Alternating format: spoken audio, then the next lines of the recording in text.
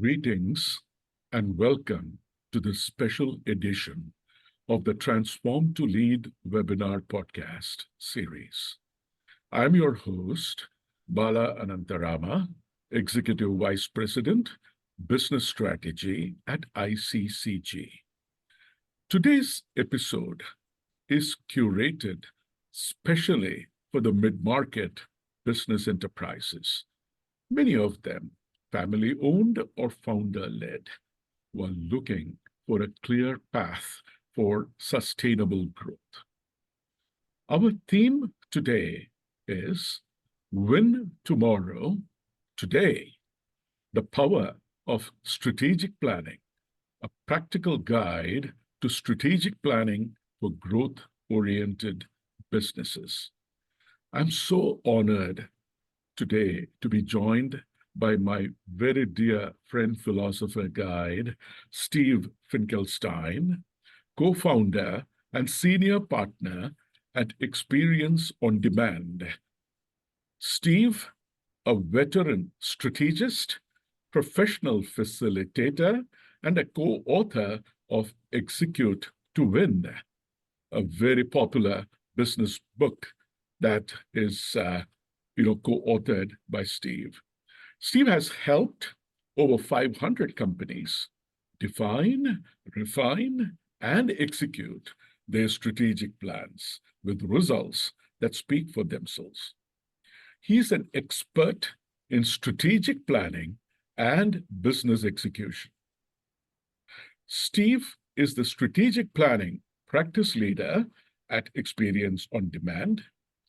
In his prior experience, he has also led a strategic planning practice as a consulting partner at Deloitte. The keys to success are his extensive execution experience, collaborative approach, and effective tools.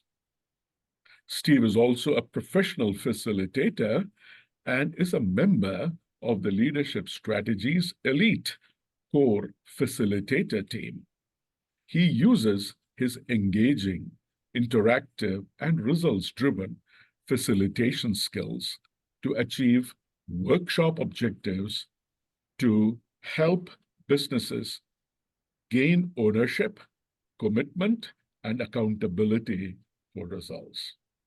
His key to success includes the right preparation, asking the right questions, planning pre-work surveys, and workshop design, action plans, and specific follow-ups while making it interactive and fun.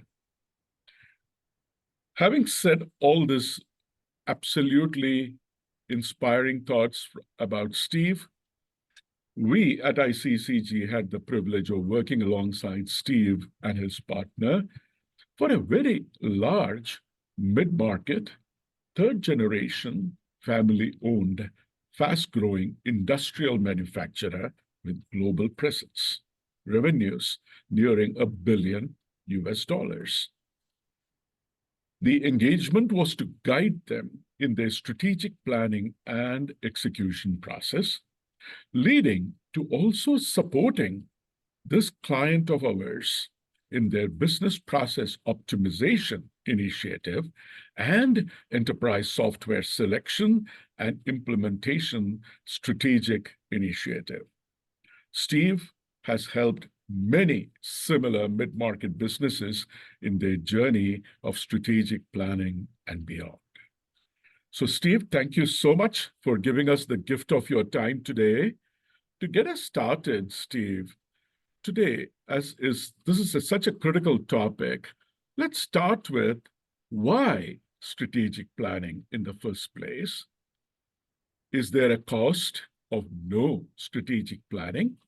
And what are the key objectives a business should aim to achieve through a strategic plan?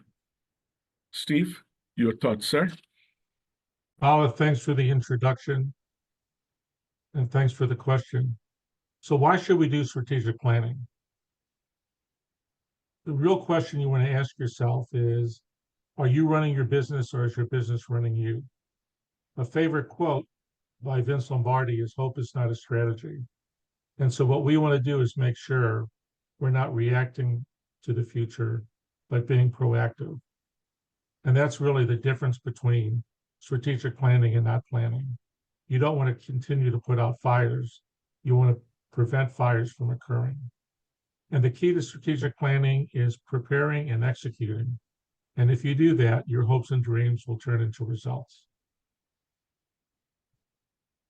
And the cost of no strategy. So what happens if you don't do strategic planning?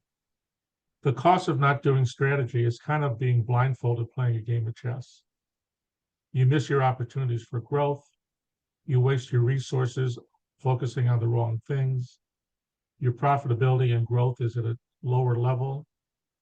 And the talent and the people in your company that are so critical to your success, you don't retain them or you're not attracting them. Your competitors are being ahead of you, so you're falling behind. And you're not making the right decisions because you don't have the right information or the right strategy to make those decisions. It's more of reactive mode. And you also have more exposure to risk. By not identifying the risk in your strategy, you can't prepare to react and mitigate those risks. And overall, your brand and reputation gets damaged because your customers are looking at your competitors that are outperforming you. And your leadership team is getting burnout and frustration because of always fighting fires and not achieving the goals that you would like to achieve. And then again, your future is unclear and your future is not going to be as successful as you want it to be. So those are major costs of not doing strategic planning. Yeah, that's great, Steve. So again, just to move on, the essence of what you just highlighted, a strategic plan should give the business clarity of direction, alignment across leadership, measurable goals, and most important, ownership and accountability. It's just not a roadmap, it's a shared commitment. So, Steve, what are the building blocks of a truly effective strategic plan? Good question, Bala.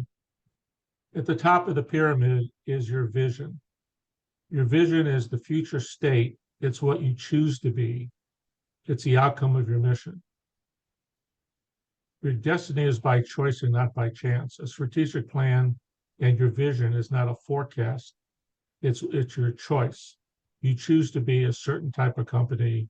You choose to be a certain size company. And where do you focus? Your mission statement is the core purpose of your business. It answers the questions, what value do we bring, to whom, and how do we deliver that value? Your mission statement drives, again, is your core purpose of your company. But what's critical inside your company to make things reality is your personality, it's your values, it's your culture and core beliefs, that every day when people come to work, that's how they behave. That's how you treat each other. That's how you treat your customers. And that's how you treat your vendors. But in order to achieve your mission and your vision, you need to have some strategic areas of focus. What are those priorities that you want to focus on? Whether it's customer service, whether it's employee engagement, whether it's inventory, worldwide management and distribution, you have to know what those key areas of focus are so you know where to put your effort and your resources. But in order to make sure you know how well you're doing, you have to establish metrics. If you're not keeping score, you're not practicing. And you can't improve something you can't measure. So you have to set up those key performance indicators, those KPIs, that are across both your financial indicators, your customer indicators, your operational indicators, and your people indicators, so you make sure you're on track. Now that you have that framework built, what are the different strategies you need to put in place? Strategies to put your resources where they need to be to achieve those strategic priorities. Those strategies could be anything from growth, consolidations, expansion. Strategies could be focusing on choosing what not to do. So success is not always choosing what to do, but what not to do. In order to make your strategies come to life, you need specific initiatives and projects. These are things that help you achieve those strategies to achieve your goals and your priorities.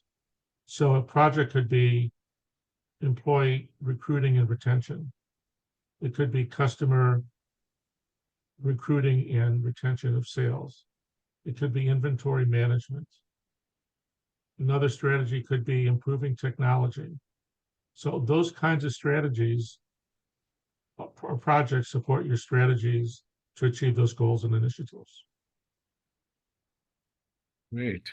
So the takeaway for us, Steve, is you're talking about a clear vision, a grounded mission, authentic values, well-defined strategic priorities, and the initiatives, key performance indicators, and execution plans that tie it all together.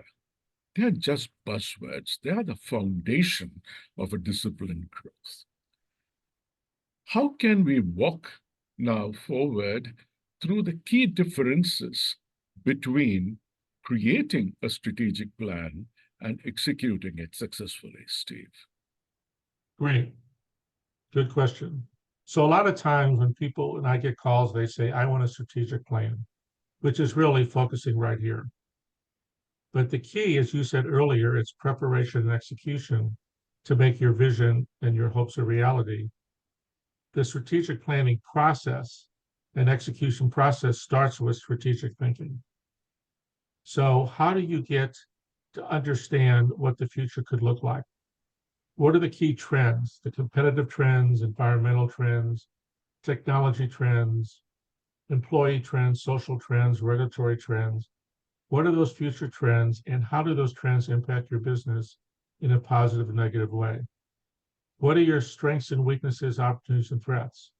So we understand how we can leverage our strengths, address our weaknesses, seize opportunities, and mitigate our threats or our risk. How do we compare to our competition? So you really need to do a deep dive competitive analysis of why people buy your products and where you're strong and weak. And then what are the different scenarios? Think about high growth, modest growth, no growth. How are you going to grow? When are you going to grow? What's it going to look like? And then my favorite question in strategic thinking is the paradigm shift question. What is impossible or not being done today that if we're done would have a dramatic and fundamental improvement in your business? Think about some of the paradigm shift questions that happened years ago with the telephone and the iPhone and smartphone. Think about the internet, how that changed mail. Think about Borders and Blockbusters, where Blockbusters didn't see the paradigm shift trending to online books. So all these paradigm shifts cause every industry to go back to ground zero when they happen. And then once you start thinking strategically and you have more insight into possibilities, you start looking at strategic planning. So that means getting all the organization involved and engaged, getting input from all your key stakeholders through surveys and interviews. It also means external surveys and interviews. For example, interviewing your customers, interviewing your key vendors and suppliers, and any other business partners that you have. And then you put all that together into a series of workshops that you can start summarizing the information that you're gaining. And then you also do some internal reviews of an organization, understanding where they're strong, where they're weak, the current financials, what's worked well in the past 3 to 5 years in their strategic plan. And you pull all that together into a strategic planning workshop. The workshop is typically one full day with a lot of preparation, building on all the information that's gathered.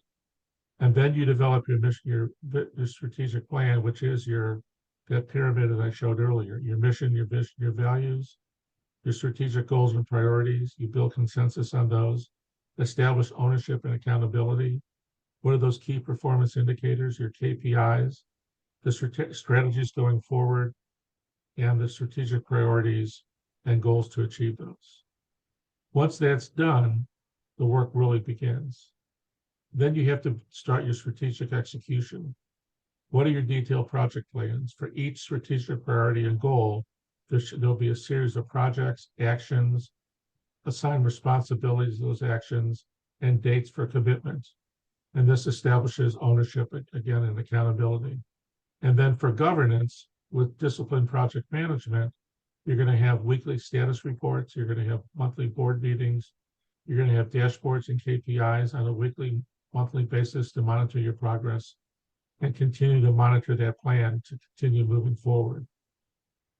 And then to continue to improve, you have a sustainability phase, which is continuous improvement, the PDCA, which is Plan, Do, Check, Act, which is a quality improvement concept, where you're constantly looking at what's working, what's not working, and what should we continue to do that's working well, what should we stop doing that's not working well, and what should we start doing that we're not doing to continue to make progress forward.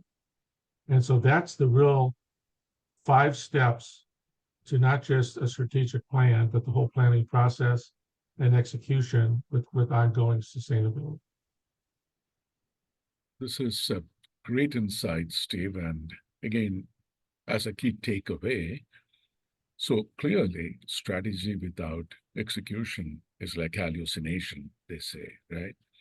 So a great plan always creates alignment, but real results also come from disciplined execution. You talked about on the execution side, governance, reviews, accountability, and follow through.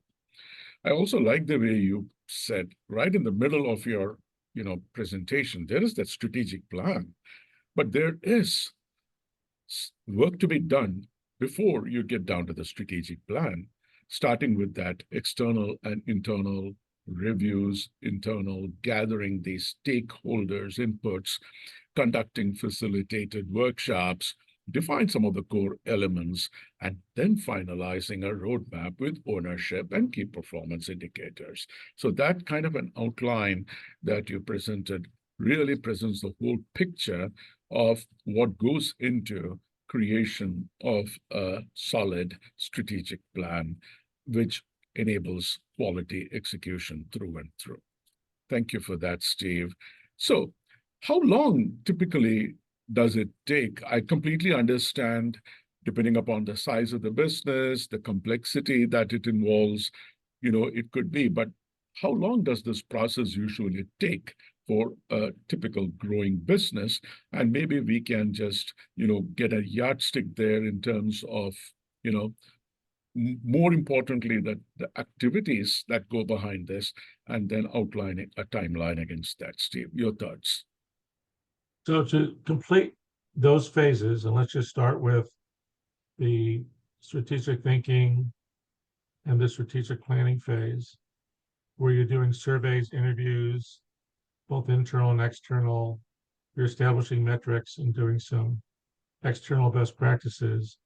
This process here takes about 12 to 14 weeks. Now, it depends on the company's capacity and resources available, but you don't want to rush this. Yeah. It could be done a little bit faster, a little bit longer. It just depends. But you want to make sure you do it right. Then the development of the strategic plan is probably a week. So you're preparing for the workshop, you have a full day workshop, and then you're documenting all the results. So it's 12 to 14 weeks through here, another week to actually formalize the plan. And then execution and discipline planning is just ongoing. And again, it's the ongoing operational plans, it's the measures, and continue to follow up, monitor results with your KPIs to ensure sustainability and continuous improvement. And this is just a loop. I would suggest every 12 to 15 months, you do a review of your strategic plan, and you can tweak it because things do change. But this is the planning process, and don't underestimate the amount of not just duration of time, but the amount of thinking and hard questions that need to be asked before you get into this. But it works very well. It's a proven process. Yeah. And it's fun to do.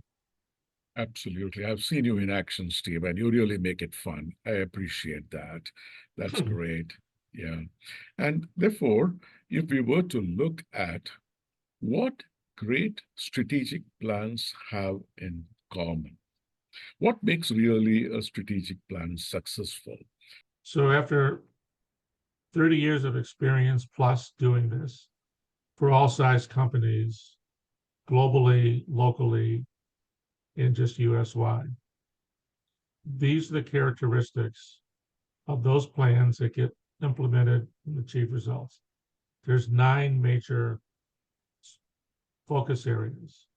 And the first one starts with the top. There must be strong executive commitment and ownership by leadership. And that is visible commitment and ownership. And the best way to do that is on the top leaders of the company's goals, where they get measured and get their bonuses. The strategic plan execution is on their goals. And that's where they're being held accountable. The second thing is you need broad stakeholder involvement.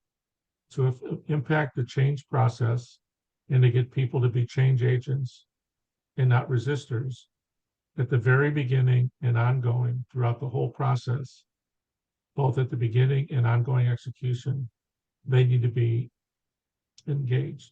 And their input in the surveys and interviews are important. And then in order to make decisions, you can't make them with the flip of a coin. You have to make decisions based on fact-based data. So by doing the surveys, the interviews, the focus groups, market research, competitive analysis, you will have information what the trends are and the impacts of those trends. So you can look at alternatives and select the best alternative. Typically, the best way to make decisions is to have 2 right answers. So you narrow down to 4 or 5 alternatives. And if you have 2 right answers, one of those is going to work. Then you have to have very clear measures of results. So everyone has marching orders of what they need to achieve, but also to make sure you have ongoing tracking that you're achieving those results. And then a key to a strategic plan, it needs to be actionable. So those initiatives supporting those focus objectives have to be measurable. And you want to put action plans, who owns it, who's responsible, to establish that ownership and accountability.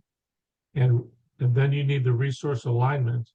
So you have the right people with the right skills at the right time and the right budget to support the people of what they need. And budget could be tools that they need. It could be outside consulting help that they need. It could be people to help backfill them when they're spending time on strategy, because everyone has a full-time job. So how can I get somebody to help temporarily through the 3 to 4 month strategic planning process? And then once you have that plan in place and you have the execution plans built, you have to have disciplined execution. That's a regular cadence of monitoring and adjusting as needed, staying focused on the plan. As things change and things need to be tweaked, you're being proactive rather than reactive. And you should have weekly status meetings on the project, monthly steering committee and board meetings, and keep those things moving. But also what's really critical along the whole way is transparent communication and addressing change. You need to make sure the whole organization is becoming change agents. There needs to be a strong vision of what the reason for doing this project is in this plan, how the project and the vision impacts you. So what's in it for me? How it impacts the company's success, your personal success, the organizational success, which impacts you, and the overall career success. So when people understand how it's benefiting them in the company, they're going to be more engaged. And then again, we want a culture of communication with no surprises. So be transparent, be open and candid, answer people's questions, and keep that moving. If there's one thing that drives failure besides lack of leadership at the top, it's not being honest and transparent on communication. Steve, You nailed it. Success depends on leadership buy-in, team engagement, accountability, and transparency in communication. And that really is the key for ensuring that a great strategic plan that has been crafted is also seeing success and ensure that it is delivering the results for a growing business. In closing, Steve, what will be your summary of the strategic planning? Well, I like to use the Peter Drucker quote, the best way to predict the future is to create it. Again, your destiny is by choice and not by chance. You choose what you want to be. Your strategy is not a forecast. What you don't want to say is, based on what we have today, what could we be? You want to choose what do we want to be, and then figure out how to get there. Two totally different questions. And by doing strategic planning, it gives you and empowers you the skills, the confidence, and being proactive to choose your future rather than keep reacting. Whether you're small, mid-sized, or large company, you need a strategy and a plan to execute. Without it, you're just hoping, and hope is not a strategy. But I'd like to leave you with the last line on this slide. While you're thinking about it, your competitors are planning. So you better start. And now you know everything I know about strategic planning. Thank you so much, Steve. I know it has been, so informative for not only for us, but for all the audience who will get to listen to this wonderful webinar podcast brought forward by you. We also want to emphasize here from ICCG for our audience, why did I think about bringing this webinar podcast on strategic planning? When at ICCG, our core is helping mid-market businesses in their business and technology solutions transformation journey. The reason is very important, is that many a times we have seen that we get a call from a business enterprise seeking help for either process improvements or often straight away wanting to evaluate and select their future enterprise systems, which obviously helps them to run the business very efficiently. And when we get deeper in conversation, we see a lack of alignment between vision, goals, strategies, business processes, and systems. And not to forget to mention the core behind all this, the people in the business, engaged in the business.